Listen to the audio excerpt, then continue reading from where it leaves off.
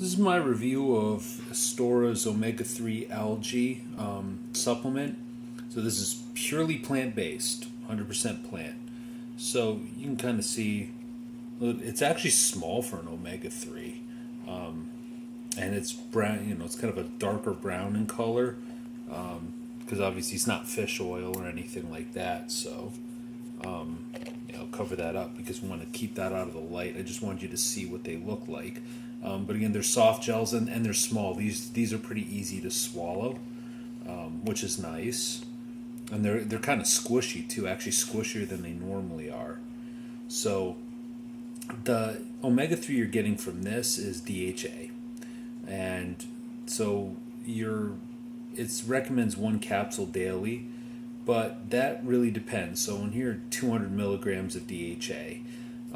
You might dose up on DHA. I know that some supplements have upwards of 400, 500, 600 milligrams of that, but they'll require 2 or 3 soft gels. So I think this is kind of in line with where those are at, although I've seen some pretty heavily concentrated DHA. So here's the thing. This particular supplement is good for vegans and vegetarians because it's completely plant-based. And algae has a lot of benefits. I mean, I take algae supplements, and I've taken algae-based omega-3 before, but it's not exactly the same as fish oil. I mean, that just is what it is. So you kind of have to do what, do your due diligence with that. But to be honest, if I was, for me, I take typically like probably 3 or 4 of these. I really dose up on omega-3 because it's anti-inflammatory and it does make a huge difference for me. It's pretty phenomenal. So that's what you have to do. So while they'll say a serving size, when it comes to omega-3, your doctor may give you a serving size, your nutritionist may give you a serving size, or you may figure out what's most beneficial to you. It also matters how much omega-6s you're having.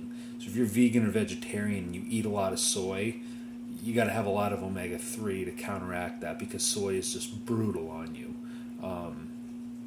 I don't eat a lot of soy. I'm not a vegan or a vegetarian. I don't have a problem with people who are. I'm just not one.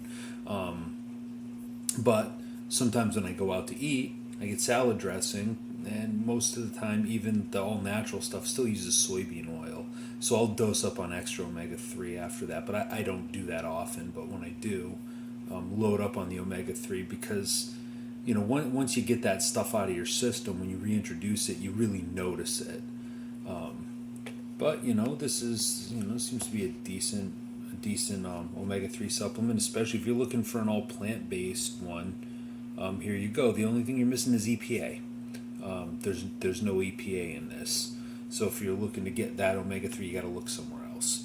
But I think a lot of people, especially with kids, they really push the whole DHA for brain development, and you'll get that here. Matter of fact, some omega-3s that are made for children specifically only have DHA in them.